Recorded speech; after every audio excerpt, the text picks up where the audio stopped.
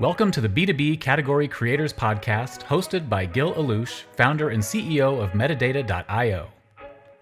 This podcast is all about sharing the real and sometimes uncomfortable secrets of category creation in the B2B software space.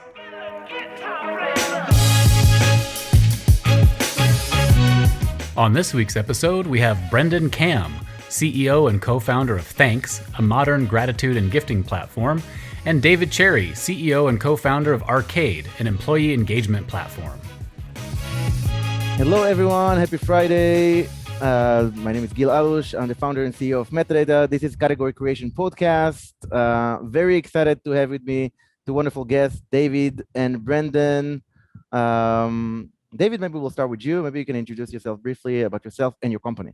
Sure. G'day. My name's David Cherrie, the co-founder and CEO of Arcade. I'm down here in the sunny state of Texas. And as you can probably tell, I'm not from the sunny state of Texas, a little further south, a little further down under. And at Arcade, we help companies optimize the performance engagement of their sales and service people. So we do that by integrating with the tools they use and then running gamified micro incentives for the employees in real time to keep them focused on the right behaviors that drive success for the company. Cool. It's great to be here, by the way. Great to have you. Thank you for that background. Brendan, you're next. Yeah, so I'm Brendan Kamm. I'm co-founder and CEO of a company called Thnks. I'm actually just outside of Nashville, Tennessee right now. And Thnks is about, we basically empower users to invest in their business relationships and to do that using gratitude and appreciation and sending little small gestures of appreciation. Awesome. Both really interesting technologies. So gamifying training and sales and other processes, and then giving thanks and creating relationship on a maybe more impromptu ad hoc versus just like a program and advocacy. These are things that probably Metadata could really take advantage of. I'm interested to learn more, but before we get started, you poured your drink. Let's do the first cheer. Cheers. Happy Friday. Thanks for joining. This is cool. Cheers. Yes. Fridays are the best, huh?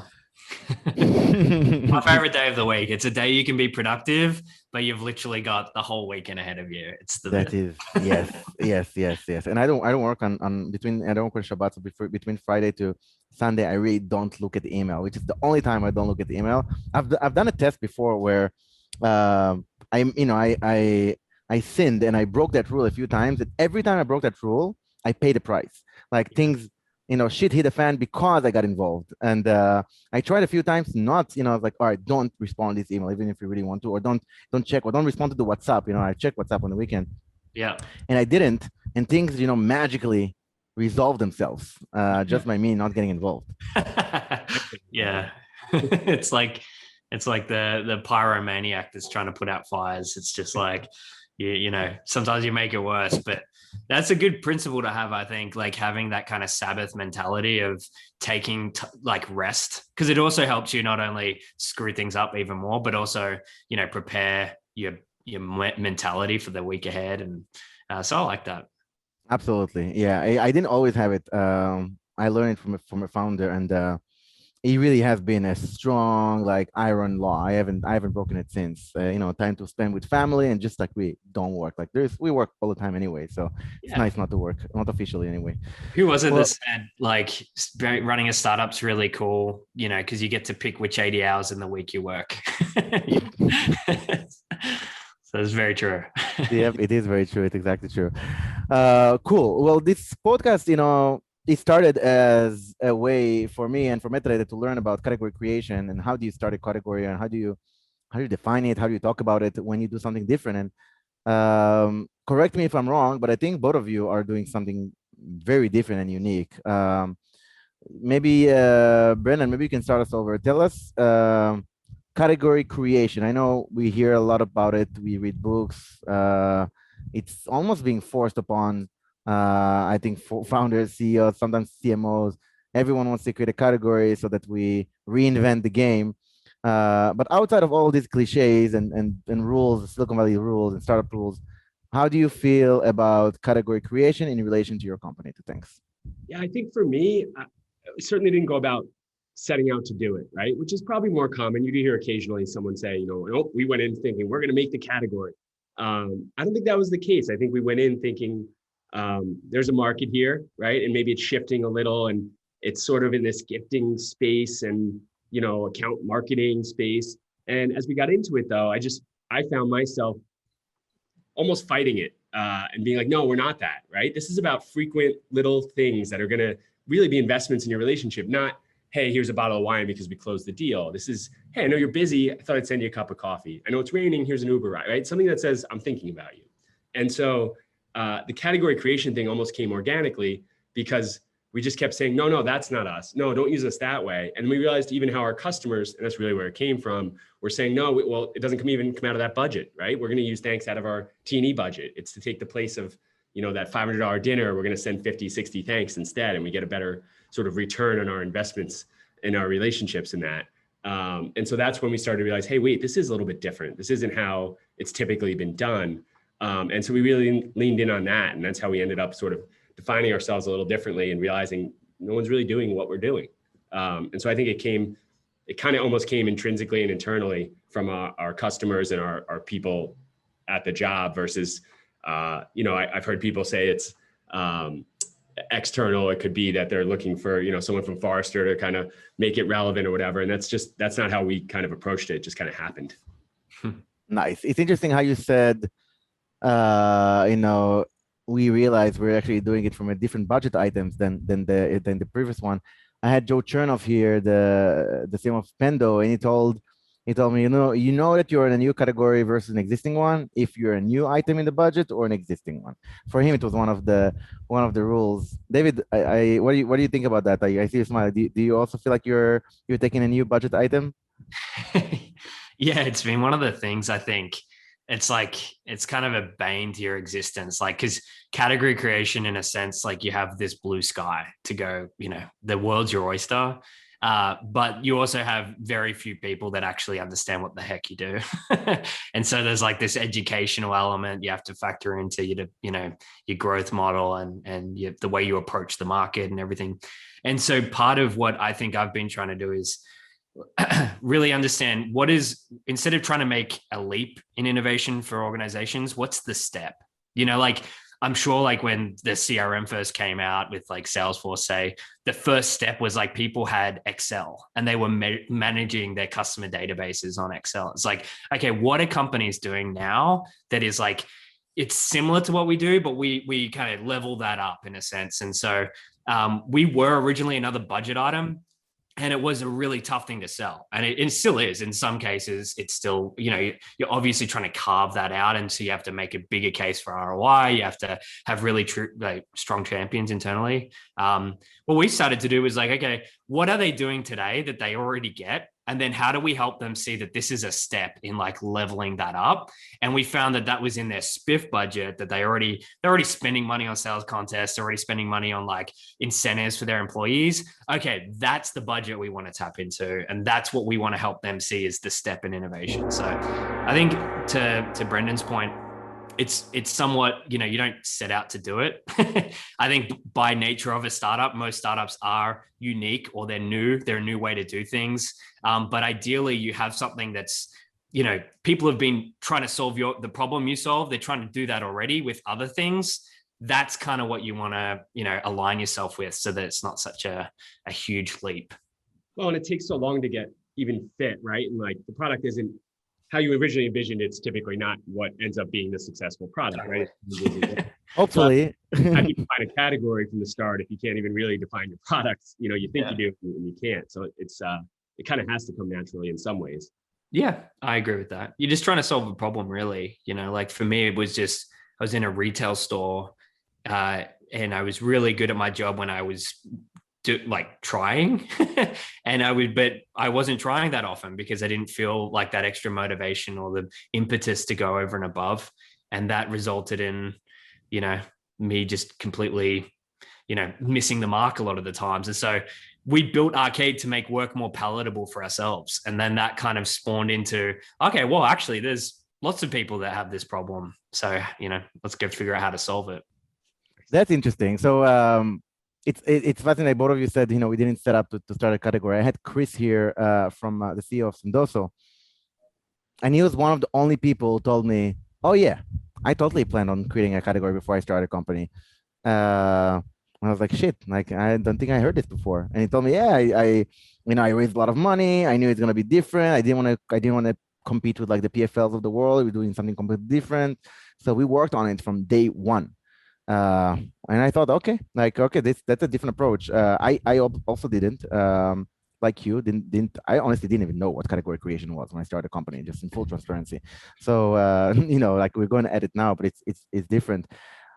Were you your own, David, like you were saying, like I was trying to solve my own problem? Were you your customer in the past? Like were you the one looking for gamification and workplace arcade? Well, I think like to that end, I didn't even know the word gamification when I started.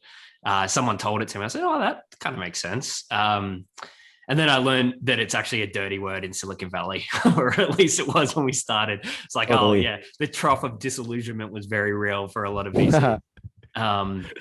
So, but I think what, I was, we were just in a retail store trying to rethink how do you run the leaderboard, like the sales contests were like monthly, and it's the same like top 3 people that always win. And they're like, it's just the same thing day in and day out. It's almost as, monotonous as the job itself. Right. And so it was like, okay, well, how do we like make that more fun?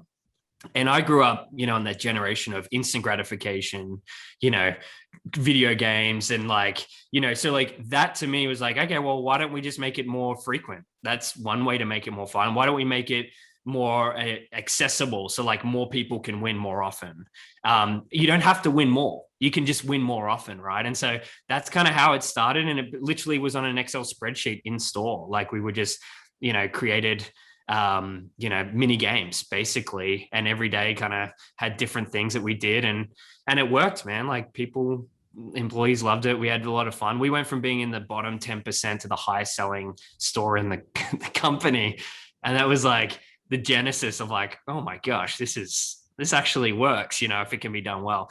Then I think like there's a whole journey of like, for me at least, I moved countries and then cities, and there's a whole journey of like figuring out, well, how the heck do I now make this into a solution? How do I make it into a category? And that's like, I think the nuts and bolts of it. But yeah, we were our own customer to begin with. And that's why, sorry to kind of elongate this, but that is why I also like stuck at it. Like, and I think that that's part of it. It was like, when you just know, and you know what I mean? Like, that this works, it's like going to be successful. It kind of keeps you through the troughs and like the difficult times in startup life to make it happen.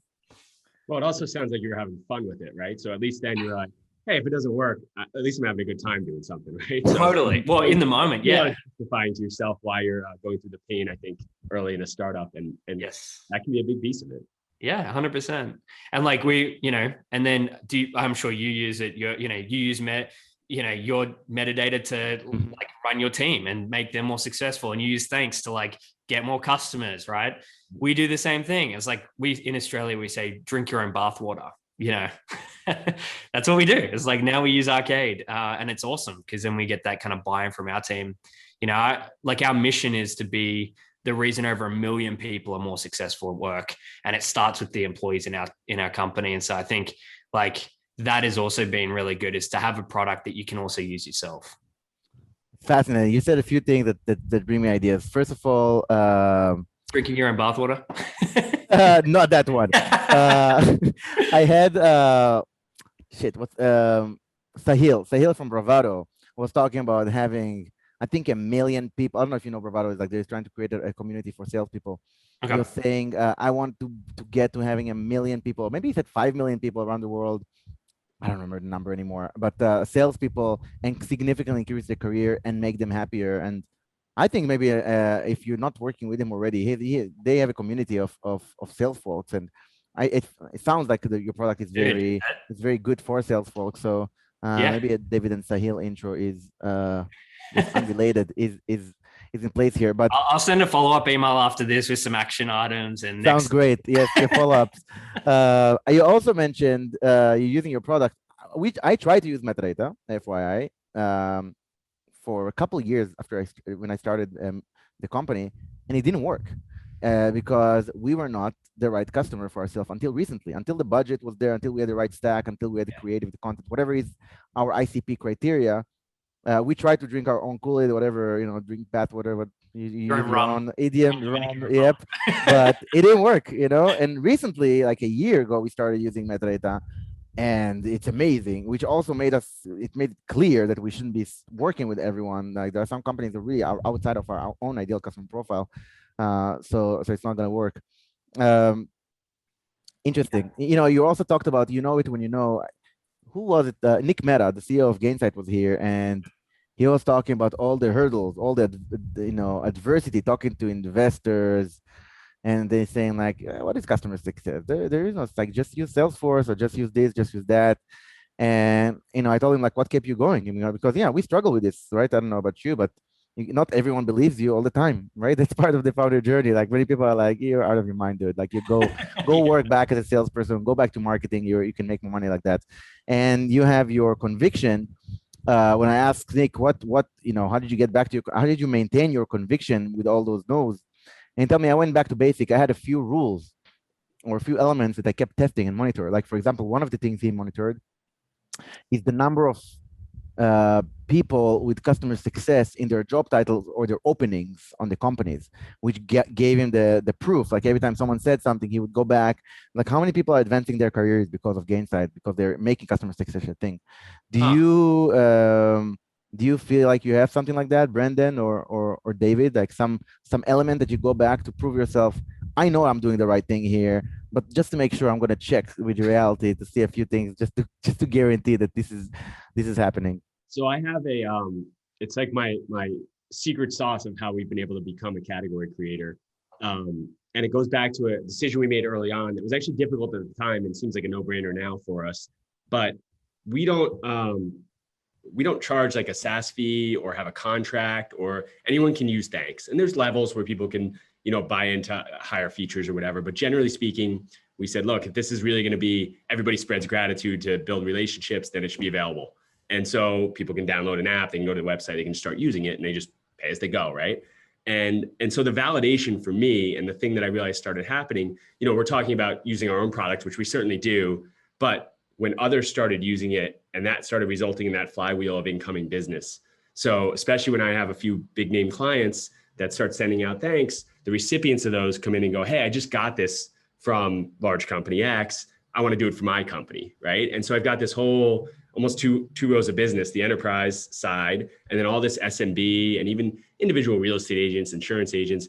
But a lot of them have come in because they've received the product. So they've experienced that feeling of, the smile you get when you're like, oh, wow, that was really thoughtful. Oh, I want to make my customers feel that way. So it's built upon itself. And that's the thing that's really helped us. You talk about trying to get on a line item. It's a lot easier when someone goes, well, I don't know where this fits in my budget, but I know I need it. So I'm going to carve something out. And so that's how you can start to create the category that way, because people are asking for it. And that had a lot to do with, how we basically put the product to market. Now, on the flip side, as you guys probably know, there's a lot of investors who are like, wait, you're not sad? Yeah, I was about to ask. Keep moving, right? They don't want to hear it. I'll tell you, in recent years, it's gotten people have become a little more interested in some of the transactional. But early on, man, there were people who were like, wow, how are you going to make it SaaS? And I'm like, maybe I will, but right now I kind of like this flow and the way it's going and it's growing. So, good for the customer, not necessarily for a lot of investors. That's a trade-off. Interesting. And did you start like that, or did you make the change one day? So very, very early. So we started the company beginning of 2016. And I remember the original sort of horrible looking slide deck that we had. I mean, real garbage. But it had your setup fee, right? I came from a SaaS background selling. It's a setup fee and it'll be a recurring monthly and all these things that look great on paper. And it was actually one of my now investors and my earliest investor who looked at me. He's like, this should be available for everyone. It was like, they said it. And he's like, that's great. It wasn't a big discussion. It wasn't anything. He's like, you just think about it. This should be available for everyone. Was that an angel, Brendan?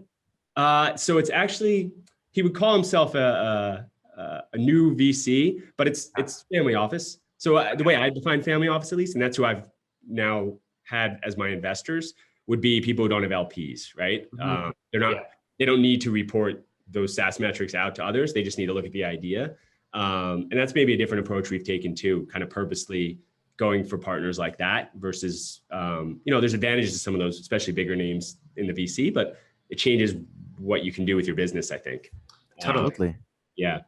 Well, that makes sense. Like, I think having that, they don't have like a thesis that you have to fit into, right? Like, so that they can have a candid, oh, why don't you just make this available for everybody? And I love that. Yeah. Yeah, that's courageous. Opening up the floodgates like that and removing the contract. That's awesome. I mean, it does make it a lot more real.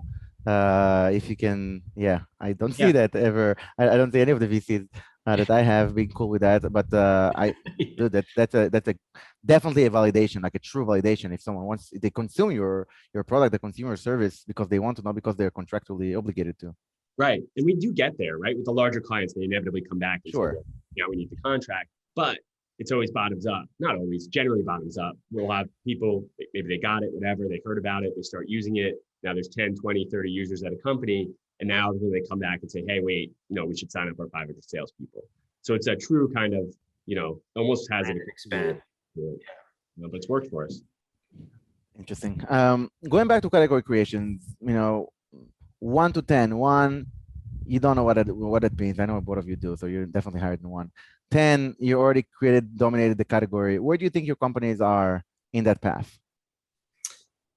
For me, I would say probably like a 6 to 7. And that like depending on the vertical, because I think one of the things we learned early was, we wanted to define this new category called performance engagement, which is this intersection between the qualitative world of employee engagement, which is like kudos and recognition and gratitude and kind of all the feel goods, and the quantitative world of performance management, which is really dry, hard to implement, hard to do really well, but super mission critical for a business to drive performance. And so we wanted to kind of define this, and what we wanted to do, like what we still do, this is our mission, is to like be performance engagement for every operational business unit. So it's like every team, like we had everything from H&R Block, tax accountants, to like, legal paralegal firms, to call centers, to realty, to like the whole slew of things. But really, we're only as good as the integrations and the data we have to drive those performance.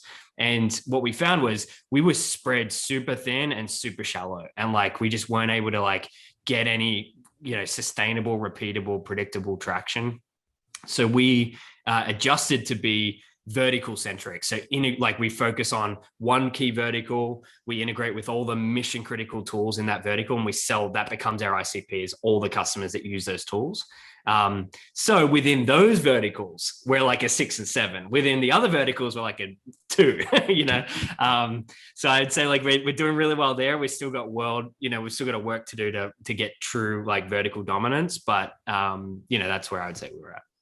And just to continue on that before we move to Brendan, what do you think is the highest priority task you have in front of you to either move the needle from 2 to 7, 8 on the other ones, or to get to the 9 or 10? And tell me which one is more important to you. Do you want to be like 9 and 10 on the vertical, or do you want to be 6 or 7 horizontally? I want to be 10 and 10, ideally.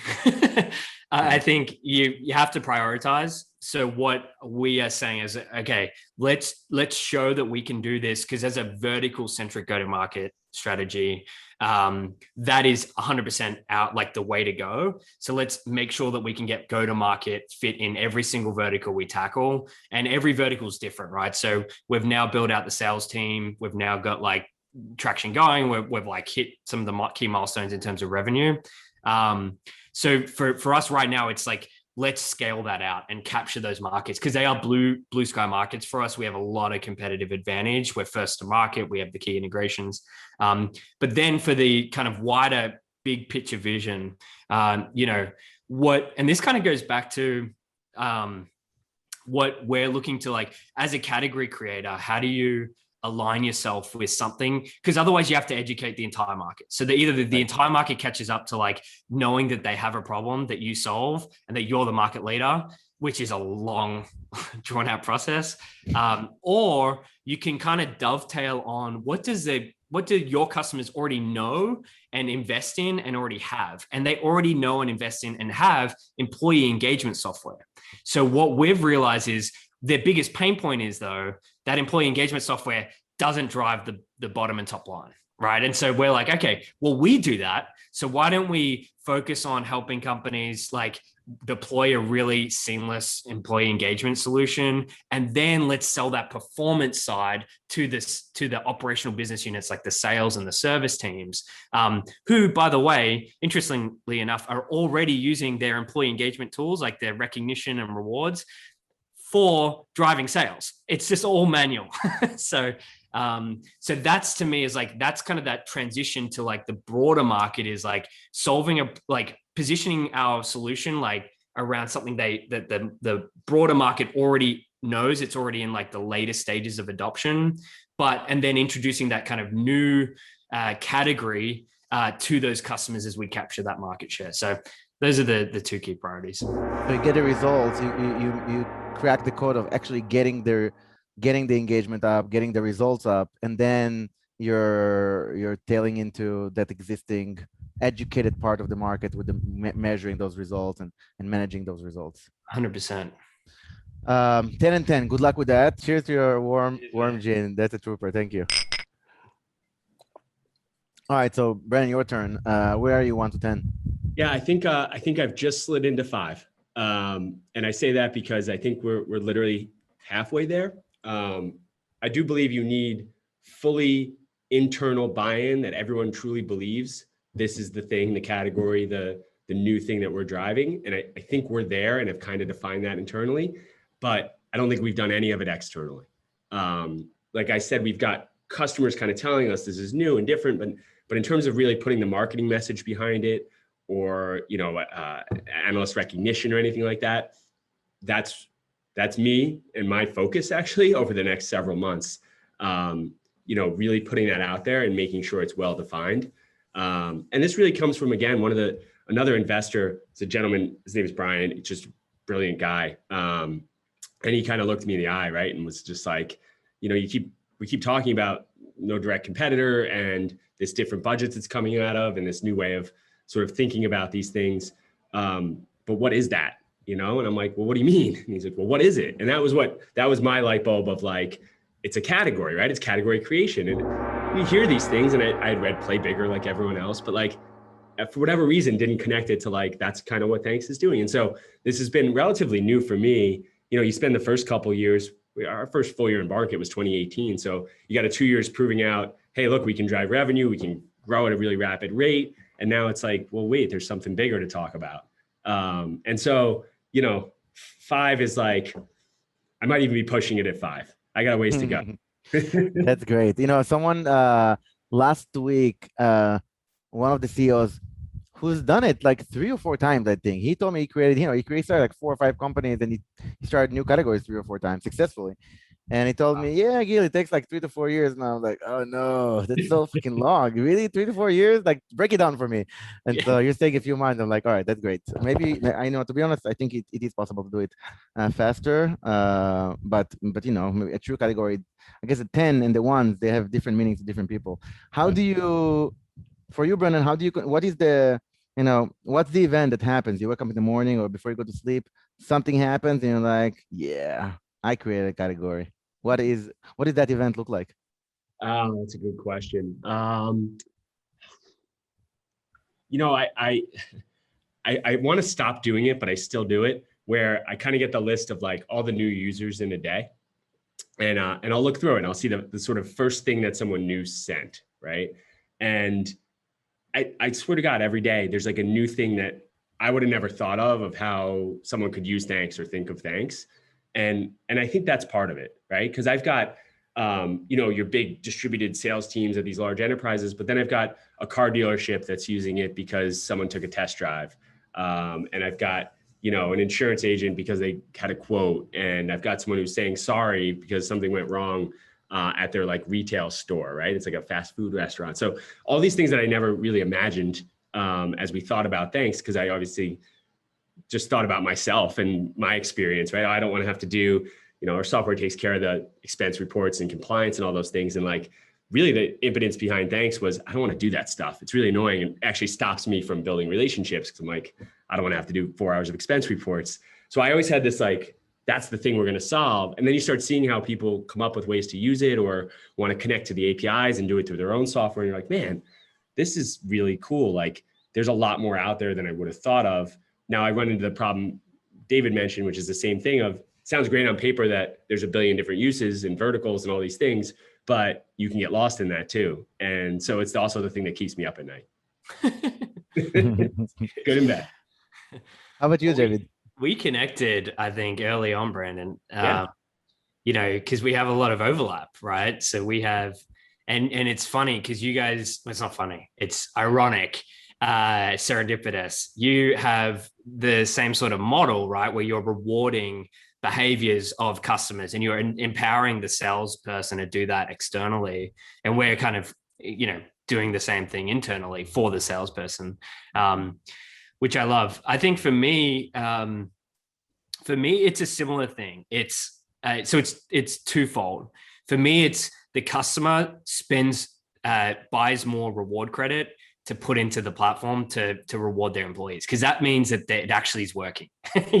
People don't spend money where it, like, they might try something and spend money, but they don't retry something. They don't rebuy something if it's not working for them, right? And so that kind of that purchase, when those purchases come through, it's like, okay, this is awesome. But I think that, like, for like the aha moment of the category is like when people create games around the most random things to drive behaviors within the workplace. Like, one of the things I never really thought of was, we start with like incentivizing performance. So we're integrated with the CRM or the point of sale, depending on the business. But what was really crazy was when we actually had SaaS companies that sold into, like, we had the same customers, they sold into the same mutual customer. SaaS companies coming to us and saying, hey, can we integrate with Arcade so that, like, we can incentivize the mutual users to use our product better? You know what I mean? And so suddenly we had like these companies coming to us and like integrating so that, like, we had more tools that that the business that we were selling to could like motivate better actions in these other platforms. And so that was like the moment for me of like the aha of like, wow, we've made a category here of like, suddenly we've got all these platforms coming to us wanting to integrate with us so that we can like help motivate better actions in their platforms. That was, I think, the special moment that kind of like the penny dropped. Cheers. We're going to switch subjects for a second. Let's finish this one. All right, I'm going to finish it. I'm out of ice, Brendan, but I'm still going to drink that. No, I definitely don't want to go outside here. It's dangerous with the kids outside. I'm going to come back with $3. That's awesome. All right, let's talk a little bit about founder journey. So tell me about your worst moment so far in the journey of starting this company. Whoever wants to start first. No one wants to start first with that question. I can go. So I'm a little bit of an old guy for starting a company, I guess. And I had done it with my co-founder. I had just had my second child. I knew we now have 3 and knew that would be in the cards. So there was that risk of kind of, well, it'll be okay, but we'll just kind of take this risk. And my wife is a saint and went for it and everything. And we were probably only about 4 months in, and a couple of things fell through that we thought were coming in on the fundraising side. And I was going home that night for the conversation that, there's not going to be a paycheck. And I know you just quit your job because we had our second child, but we'll figure it out. It'll be okay. And that was literally all I could offer. And then having that same conversation 3 months later to say, just a little bit longer, I swear it'll be okay. It was tough. And, if at any moment she had said, like, you got to go back to work, basically, I think I would have done it. I think I almost was craving it at that point, right? Like, I wanted someone to say, like, don't continue, like, just go back to your cushy job and run your SaaS sales team and be fine. And she didn't. She just was like, no, you got it. It's fine. You'll figure it out. And we did, right? And so that just was always ingrained in me that like, man, if I've got someone who can believe in me like that, I basically owe it to her, right? That we need to make this thing work. So it was a low point, but looking back, obviously, like most low points, it's something that kind of drives you and you learn a lot from. That's badass. I love that. That's great. And yeah, man, having someone believing in you, in ways that you sometimes don't even believe in yourself is definitely very strong. Best if it's your wife or significant other. What about you, David? What was your worst moment starting the company? Man, you've got me thinking. I would say probably is sort of similar. So I moved countries firstly. Like that wasn't a bad moment. It was an exciting moment, but it was tough. Like you don't know anybody, you don't have any networks. You're also like 15,000 miles away from your family, right? So I think that was tough. But the worst moment, I think, in recollection was so we just started in a similar time that Brendan started, and we had like I was flying in and out. I didn't even have like a visa here, like I had a travel visa, so I had to like get on a plane every 9 weeks back to Australia and come back. And every time going through customs, I'm like, they're gonna deny me this time for sure, like immigration, like But fortunately, I was able to kind of piece together a pilot with a big company here, which is kind of well renowned now because of their stock prices kind of soared when it. I'm not saying who it is, but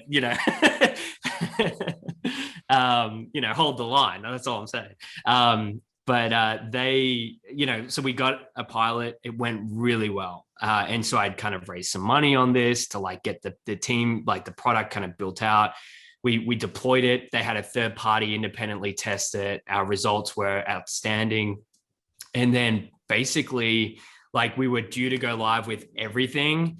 And literally morning of launch to like kind of scale it out. Crickets. Like I couldn't get hold of the executive team I was working with over there. Like all these things kind of started to happen. And then a day goes by, 2 days go by, and you're like, we're supposed to be live right now. And I haven't like the API has been turned off. All these things happened. And like just the worst starts, like you just start to doubt yourself. We had like less than a month runway. Like I was kind of banking on this going live to give me momentum for the next kind of bit of funding. And then at the same time, the 2 employees that I had on staff, like that was it.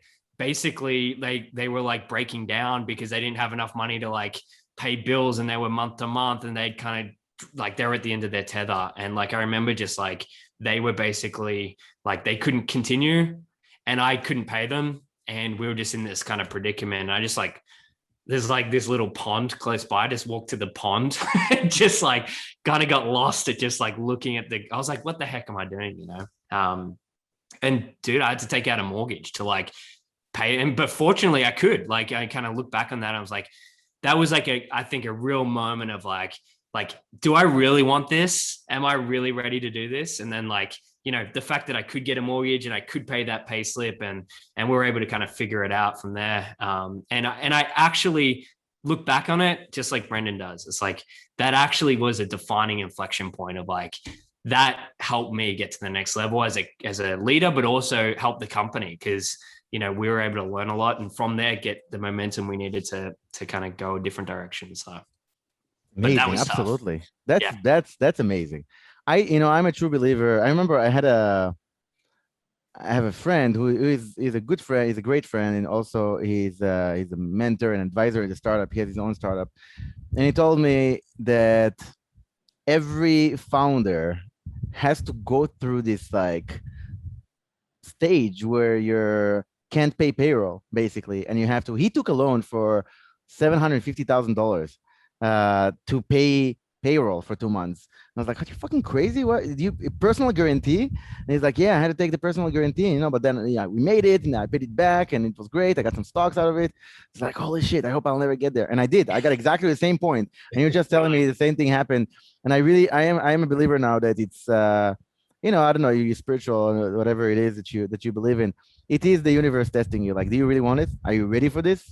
Are you willing to put your money where, or like your mortgage where your mouth is? and then you get it because then you are ready. Otherwise, maybe you were not ready. You're just like talking a big talk, but when things get hard, you don't really want to continue. Maybe it's not the right time. So I think these are beautiful. These are beautiful moments. Thanks for sharing. I think it's great, and probably your team, saw what conviction their CEO has. It's not Yeah. like something small is gonna hit us and he's gonna bounce. Conviction or No. insanity. Either way, 100%, 50-50. We'll 50. take it. Cheers. Those are true stories. Congrats. These are badass moments. Great. Cool. Now a different moment. Best moment you had, the one that you took a picture or selfie or wrote it down somewhere and said like, yeah, that was, I made the right choice. This is what I want. I'm good at this. Brendan has that every day in the mirror. You're just like, yeah.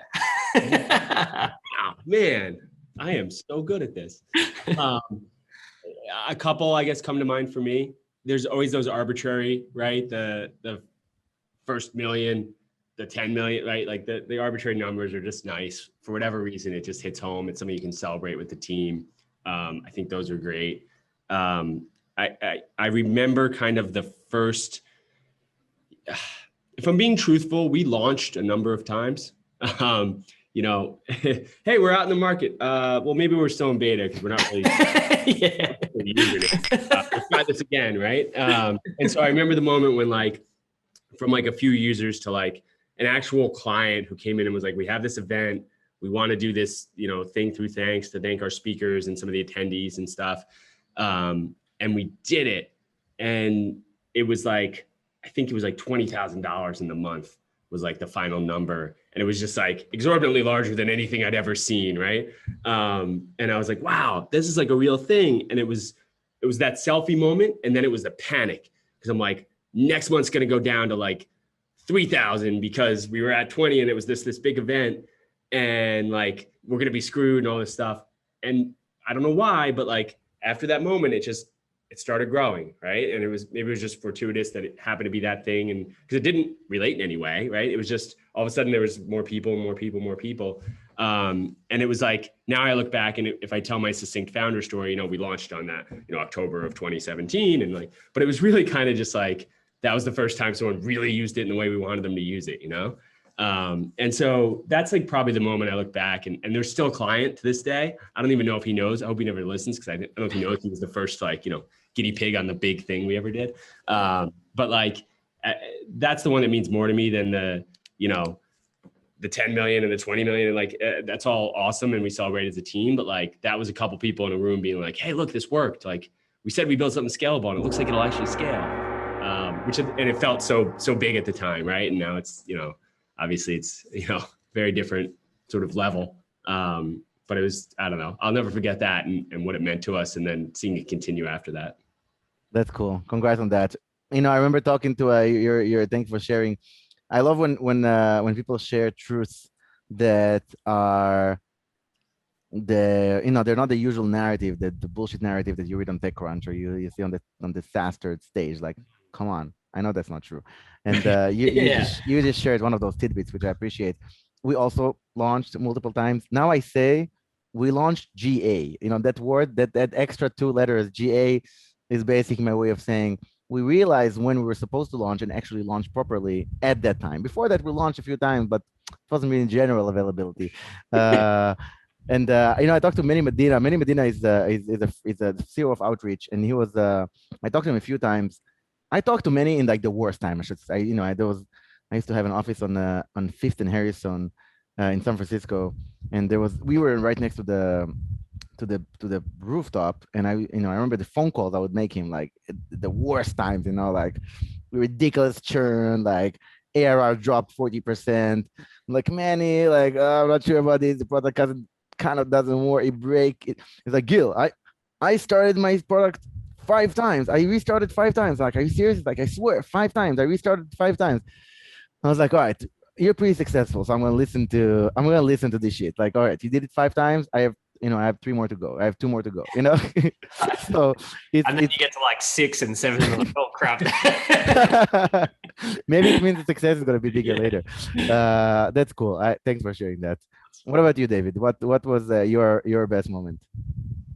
Look, man, I've had, I kind of coined this early, and it may relate to some people, but I was like, people say it's like a roller coaster, startups. I'm like, no, man, it feels like I'm in a kayak in the desert. Like, it doesn't feel like every now and then we hit a sand dune and it's fun, but like, it's just like a slog and it's sweaty and it sucks.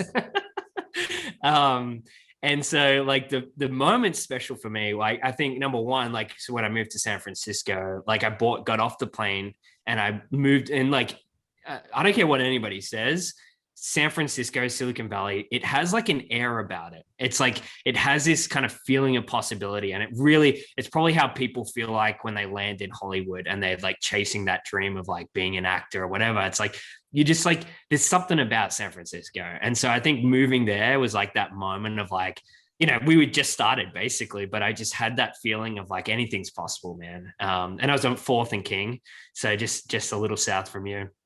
But I think that honestly, man, like one of the big moments for me was actually that story I shared was the worst moment. Before that, it was probably the worst moment because it was before that, it preceded the best moment we ever had, which was the moment we got the feedback from the customer. So this is a publicly traded customer. They've rolled this out nationally. They had a third party come in to A/B test the product. Like, we couldn't have afforded any of that rigor. Like, as a SaaS company, half the time you're just trying to figure out, how do I quantify ROI? How do I like actually like capture ROI and feed that back to the customer in a meaningful way? So like the fact that we had a customer so invested to like actually deploy our product and test it was huge. But then to the same ends, it's like, it's also like what kept me up at night for 6 months straight, because I'm like, they're also going to know if this doesn't work, it's going to be very clear. And I'm like, I'm out. I don't have excuses, what I mean? Like they're testing it like scientifically, and they came back with like crazy results. Like, and we had over 98% statistical significance that we had lifted sales by a very substantial amount. And it, like, the data was in, it was like, this is it, man. And I remember getting that feedback. It's like when you start a company, well, this is my first company, but I just had that sense of like, it works in your heart, or you want it to work. And I think you can have that kind of founder optimism that's, veering on the side of delusionment. Like, and you need to see the future before it happens and believe in it. But it also is like kind of a reality check at times when you get feedback that's harsh. And I think I was like prepared for like, oh crap, maybe this isn't going to work. But, we got the feedback and it was like, this works. And not only does it works really well. And there's no denying it. And that was such a high, and then followed by such a low. And that's the other thing you learn. It's like, just because you make something work for a customer doesn't mean they're necessarily going to buy it, which is such a wild paradigm that like kicked me in the face right early on. But anyway, that was the moment for sure. Absolutely. I couldn't agree more. You could make, it doesn't mean you win. Even if you have the best product, it doesn't even mean you're going to win the market. That's Totally. cool. Congrats on those moments. You said something about, about that conviction, like trying to find that balance is really hard. I think sometimes like the balance between having that conviction and, it's going to happen and you're going to survive as long as you need to until everyone else understands that you're right.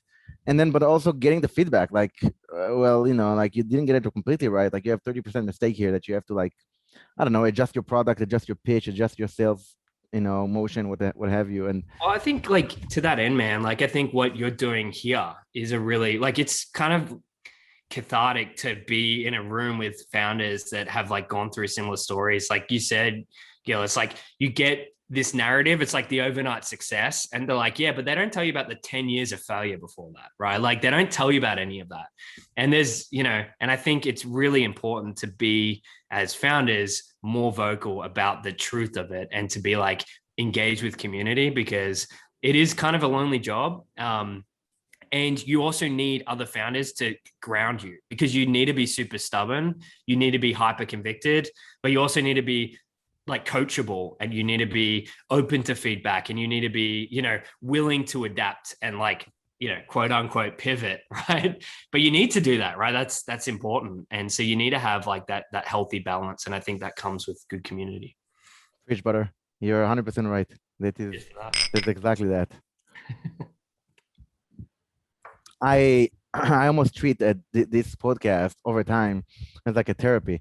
The more I talk to founders, the better I feel, about this crazy, fucking journey. Like it's managing the psyche. I think in a startup is not easy. I always tell new employees who come, they ask about the culture. I tell them, this is a laboratory for growth. Like, we're in this together. You're gonna find your bottlenecks. You're gonna find your Achilles heels.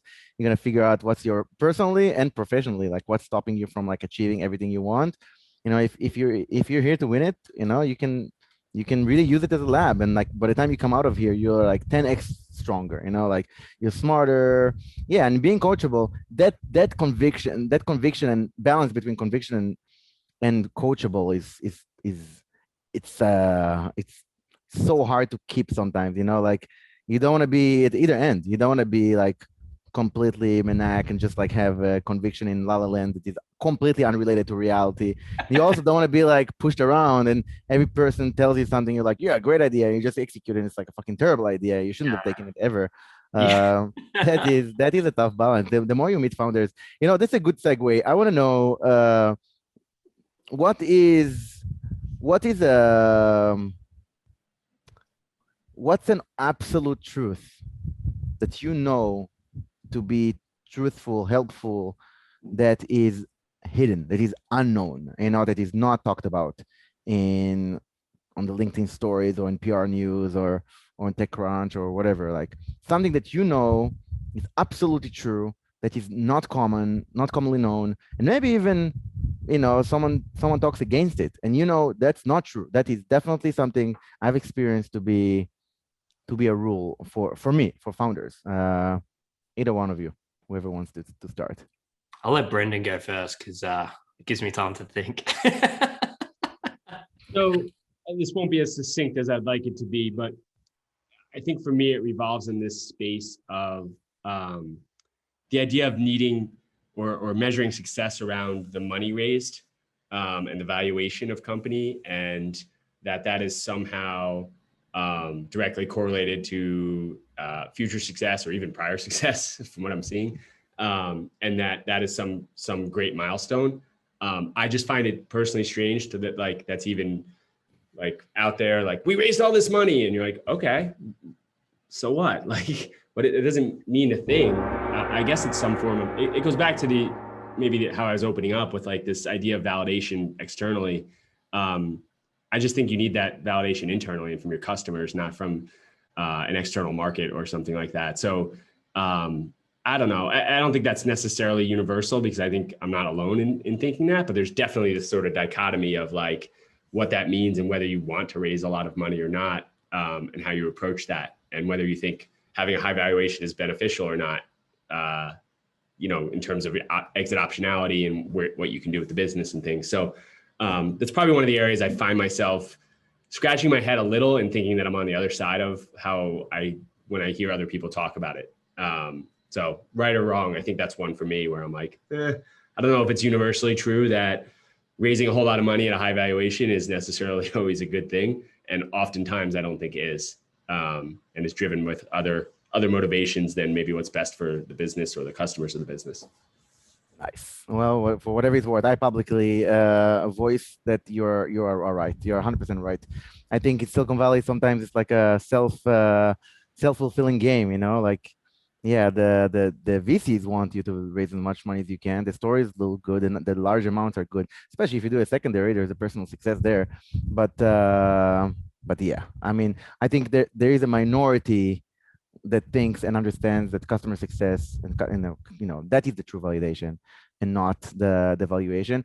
I do remember talking to I think Dan, the CRO at Ring Central, if I'm not mistaken, talking about taking the bet. Like I was like you, Brendan. I was talking about valuations, it's such a shit show. Like sometimes, depending on the market, you get like 40x multiples.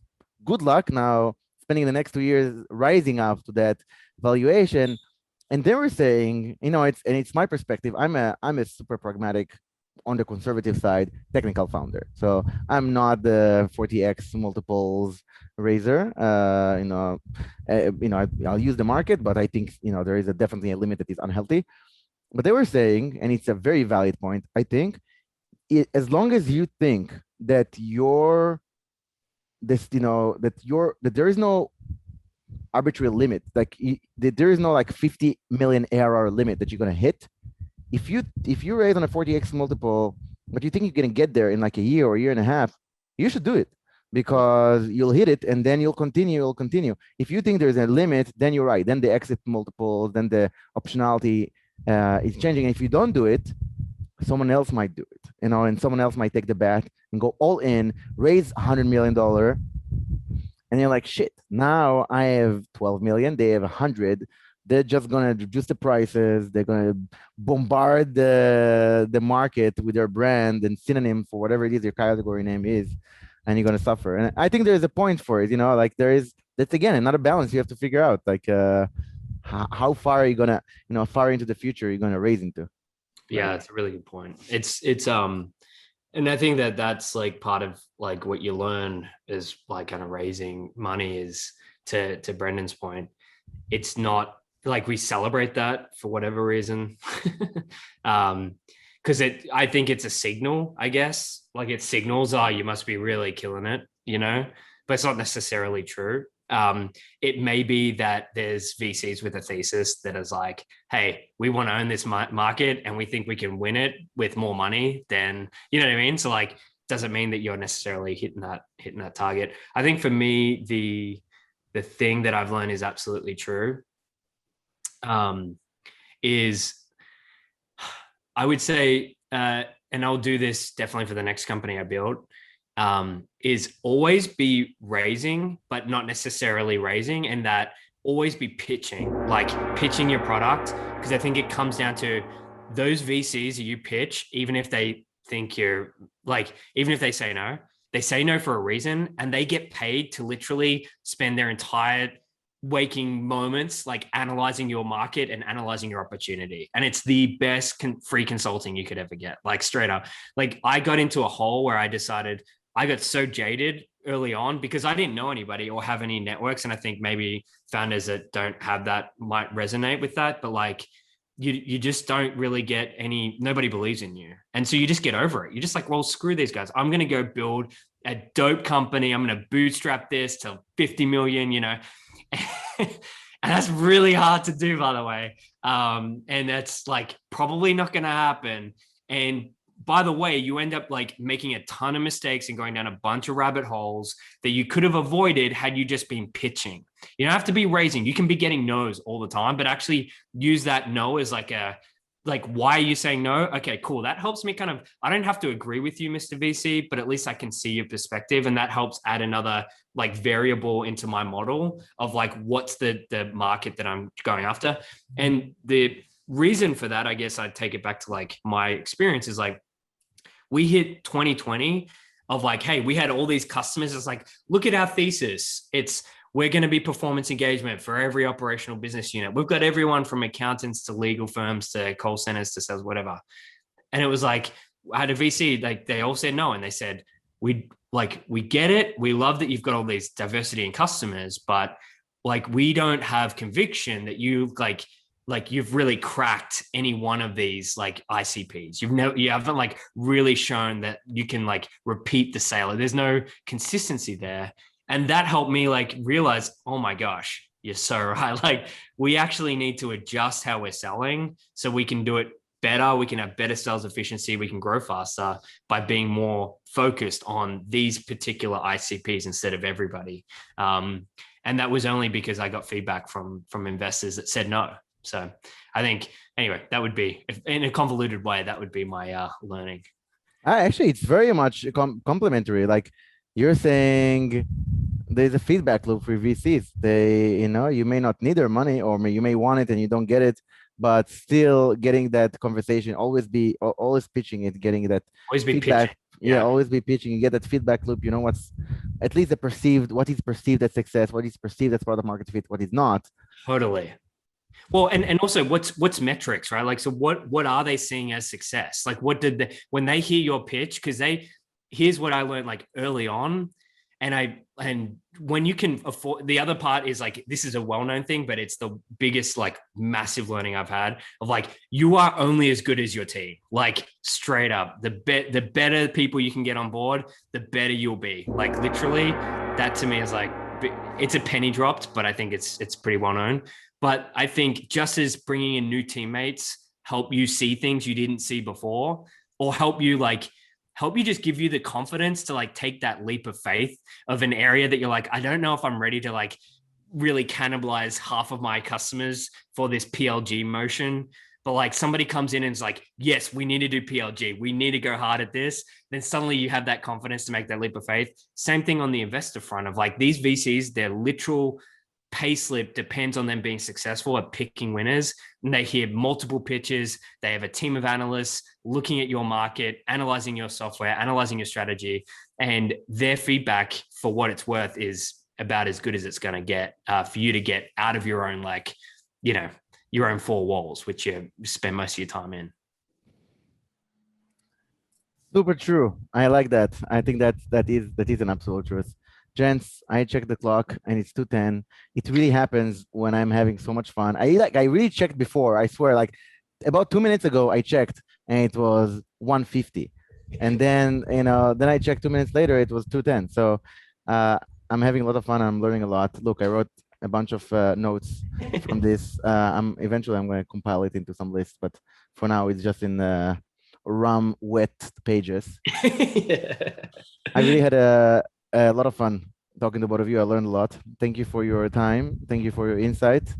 Do you have one thing that you want to make sure that you say before you end this podcast? Gil, I just want to say I'm grateful for you having me on. I appreciate it. This is a ton of fun, and I just really enjoyed it. Thank you, sir. Thank you. Yeah. Thank you. I really enjoyed it as well. Likewise. Cheers. Like I said, it's much needed. I think literally founders should probably just do this in general. Just get on Zoom calls and have a chat and have a Zoom. Let's do a meet in person and do that. Yeah, let's do a meet in person. Cheers. Gentlemen, cheers. Have a wonderful weekend. Thank you for joining us. I really enjoyed it. Thanks again. Thank you. Thanks again for joining us. I hope that you enjoyed today's discussion and will tune in again. Find all of the B2B Category Creators episodes at Metadata.io. And if you have any feedback, topics, or would like to be a guest on the show, please reach out.